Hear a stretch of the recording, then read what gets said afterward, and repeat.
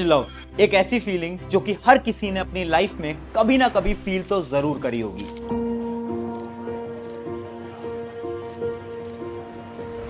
ये एक ऐसा टाइम होता है ना जब क्लास के अंदर आपके टीचर कुछ ना कुछ पढ़ा तो जरूर रहे होते हैं, बट आपका ध्यान बिल्कुल भी वहां पर नहीं होता। आपके दिमाग में तो कोई और एक ऐसा इंसान चल रहा होता है जिसको कि आपने अपनी पूरी की पूरी दुनिया मान लिया होता है। वही इंसान जिसके एक मैसेज से आपका पूरा का पूरा मूड बदल जाता है। एक ऐसा इंसान जिसके मैसेजेस का आप सुबह से लेकर शाम तक वेट करते हो।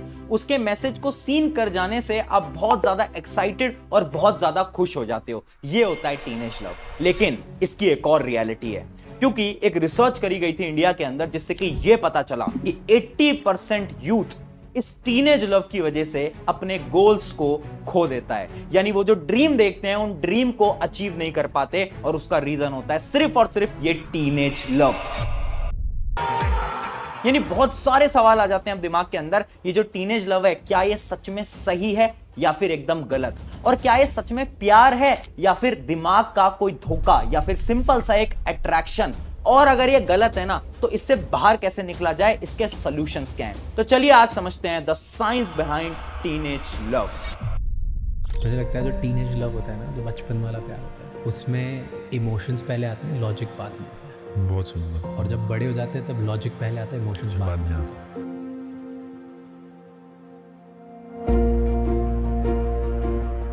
तो हाय एवरीवन, मेरा नाम है प्रशांत। आज की जो वीडियो का टाइटल है ना, ये एक ऐसा टाइटल है जिसके बारे में कोई भी सोशल मीडिया पे बात करने से डरता है, लेकिन रियलिटी ये है ना कि इस टाइटल पे बात करनी चाहिए। पता है क्यों? क्योंकि ना एक साइंटिफिक रिसर्च से ये पता चला था कि जब भी एक इंसान अपनी टीनेज लाइफ के अंदर किसी को पसंद करने लगता है तो उसके दिमाग में वो सेम केमिकल रिलीज होते हैं जो कि तब रिलीज होते हैं जब एक इंसान ड्रग्स को कंज्यूम करता है। यानी ये जो टीनेज लव है ये उतना ही डेंजरस है जितना कि आपकी लाइफ के अंदर ड्रग्स। और अगर इस टीनेज लव की फीलिंग को सही टाइम पे कंट्रोल नहीं किया ना तो ये जो ड्रग है ना उसकी तरह ये भी डेंजरस बन सकता है। इस वजह से इस टॉपिक पे बात करनी जरूरी है। आज मैं आपको इसके सॉल्यूशंस ही नहीं बताऊंगा, मैं आपको साइंटिफिकली बताऊंगा कि आखिर ये अट्रैक्शन है या फिर लव है, एक क्रश को कैसे कंट्रोल किया जाए, अपने दिमाग पे कैसे आपको वापस से काबू लाना पड़ेगा। इन सारी चीजों को साइंस की मदद से आज हम समझने वाले हैं।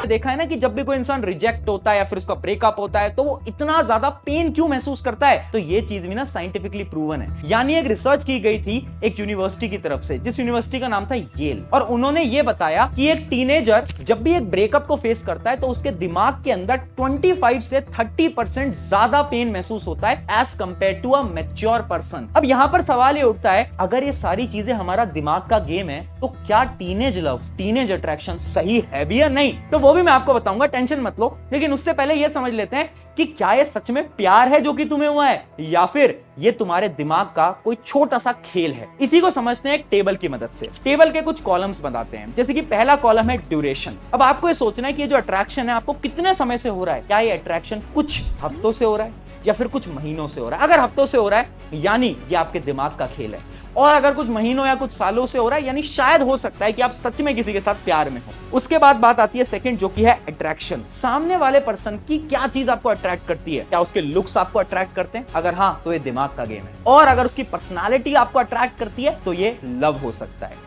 फिर आती है तीसरा कॉलम, इमोशनल स्टेट। यानी जब भी आप उस इंसान के साथ रहते हो तो आपकी इमोशनल स्टेट कैसी होती है? क्या आप अचानक से खुश होते हो, कभी आप अचानक से दुखी हो जाते हो? क्या वो रोलर कोस्टर की तरह होता है क्या? अगर ऐसा है तो ये दिमाग का गेम है, सुधर जाओ अभी भी। और अगर ऐसा नहीं है तो इसका ये मतलब है कि शायद वो लव हो सकता है। एंड फाइनल कॉलम इसका जो बन के आता है वो ये है कि बात करने का आपका स्टाइल कैसा है। क्या आप सेल्फ सेंटर्ड हो, यानी आप खुद के बारे में सोच रहे हो यार मैं इसको कैसे इंप्रेस करूं या फिर ये मुझे कैसे इंप्रेस करे? अगर ऐसा है तो इसका साफ मतलब है कि ये ब्रेन का गेम है। बट अगर आप सामने वाले की खुशी के लिए उससे बात कर रहे हो तो इसका ये मतलब है कि शायद ये लव हो सकता है। यानी इस चीज से आपको ये तो क्लियर हो गया होगा कि ये क्रश है या फिर ये लव है। अब ये आपको सोचने की जरूरत नहीं है, बट सवाल फिर भी वही उठ के आता है, चाहे क्रश हो, चाहे लव हो, चाहे अट्रैक्शन हो, क्या ये सच में सही है भी या नहीं? तो ये आंसर तुम खुद दोगे। मैं आपसे पूछूंगा 5 सवाल और आपको उन सवालों के आंसर देने। अगर आपका आंसर यस है तो आप खुद को एक एक पॉइंट देते चलना। पहला सवाल अब मैं आपसे पूछता हूं, क्या आप उस इंसान से अट्रैक्टेड होने की वजह से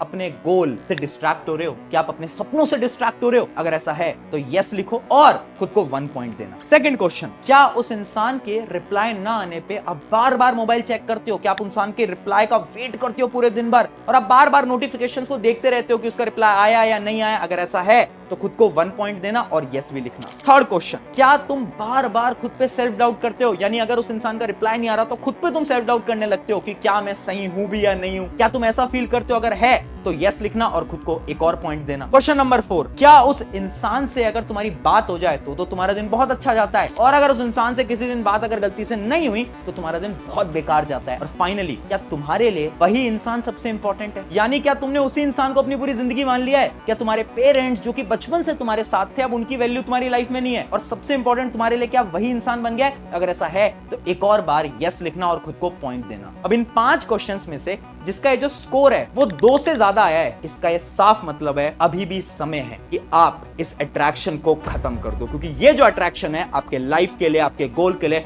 बहुत ज्यादा खतरनाक हो सकता है। अब सवाल ये है कि इस अट्रैक्शन को खत्म कैसे किया जाए, वही तो सबसे बड़ी प्रॉब्लम है। टेंशन नॉट, आज मैं आपके लिए 5 सिंपल सोल्यूशन भी लेकर आया हूं, तो सोल्यूशन सुनना और अप्लाई करना। Solution number 1, cognitive reprogramming. बहुत मुश्किल टर्म लग रही है बट बहुत सिंपल है। देखो, एक रिसर्च करी गई थी जिस यूनिवर्सिटी से हमें यह पता चला कि एक जो हमारा दिमाग है ना वो कैसे सोचता है। हमारे दिमाग के अंदर जो इमेज है क्रश की, यानी हमारे अट्रैक्शन की, वो बहुत अच्छी है। हमारे दिमाग को ऐसा लगता है कि ये जो हमारा क्रश है ना, दुनिया का सबसे अच्छा इंसान है, और जब भी आप उसके बारे में सोचते हो ना तो आपके दिमाग में केमिकल रिलीज होगा, डोपामिन, जिससे कि आपका बार बार मन करेगा कि उस इंसान के बारे में सोचो, उनसे बात करो, उनसे मैसेजेस से रिप्लाई करो। अब ट्रिक क्या है कि हमें इसका एकदम अपोजिट करना है। अब आपको यह सोचना है कि उस इंसान के अंदर बैड क्वालिटीज क्या हैं, और जब भी आपको उस इंसान के दिमाग के थॉट आ रहे हैं ना कि यार वो क्या कर रहा होगा, क्या कर रही होगी, तो आपको खुद से वही सारी बैड क्वालिटीज बोलनी है। अब इससे क्या होगा, जब हम बार बार उन बैड क्वालिटीज को दोहराएंगे ना तो हमारे सबकॉन्शियस माइंड में ये पॉइंट चला जाएगा कि वो जो इंसान है वो उतना भी अच्छा नहीं है जितना कि हम मान रहे हैं, जिससे कि धीरे धीरे ये जो अट्रैक्शन है वो एकदम खत्म हो जाएगा। ट्राई करके देखना। फिर आता है solution number 2, no free time.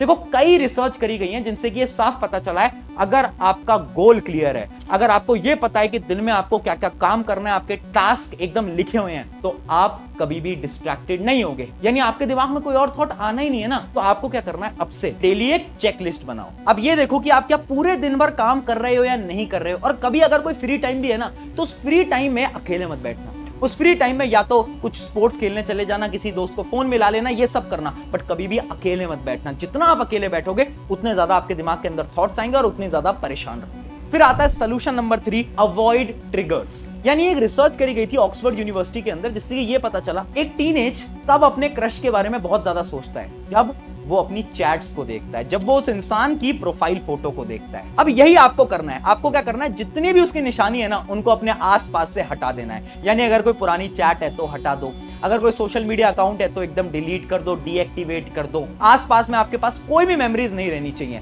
अगर आप सारे ट्रिगर पॉइंट्स को हटा दोगे ना तो आप देखना कुछ समय में इस दिमाग को याद भी नहीं रहेगा कि आपकी लाइफ में ऐसा भी कोई इंसान था। फिर आता है 4th नंबर का पॉइंट, 10 मिनट डिले टेक्निक। देखो, जब भी आपके दिमाग में थॉट्स आ रहे हैं ना और आपका दिमाग आपसे कह रहा है यार एक बार मोबाइल फोन देखते हैं, चलो उसका मैसेज आया है नहीं आया ये चेक करते हैं, तब आपको खुद से बोलना है सिर्फ 10 मिनट और।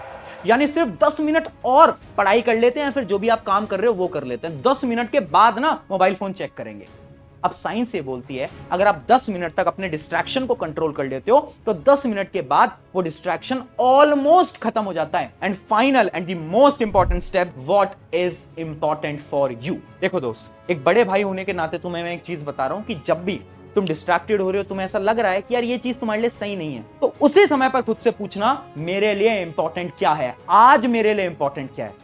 क्या आज तुम्हारे लिए इंपॉर्टेंट वो इंसान के मैसेजेस हैं, रिप्लाईज हैं, या फिर तुम्हारे लिए इंपॉर्टेंट है तुम्हारी पढ़ाई, तुम्हारा करियर, तुम्हारा गोल। आंसर खुद ब खुद तुम्हारे सामने आएगा। तो जब भी डीमोटिवेटेड हो रहे हो, जब भी दिमाग में बहुत सारे थॉट्स आ रहे हैं, खुद से पूछो ना आज तुम्हारे लिए क्या इंपॉर्टेंट है। आई होप इन 5 टिप्स की मदद से आपको सारे सोल्यूशन मिल गए होंगे आपकी सारी प्रॉब्लम के बारे में। अगर ये वीडियो अच्छी लगी अपने दोस्तों के साथ जरूर शेयर करना। हर एक टीनेजर के पास ये वीडियो जरूर जानी चाहिए, क्योंकि ये एक ऐसी प्रॉब्लम है जिसके बारे में कोई भी बात नहीं करता। बट आई होप मैंने आपको साइंटिफिकली पूरी डिटेल में आपको सब कुछ समझा दिया होगा। शुक्रिया एवरीवन, मेरा नाम है प्रशांत। मिलते हैं किसी नेक्स्ट वीडियो के अंदर।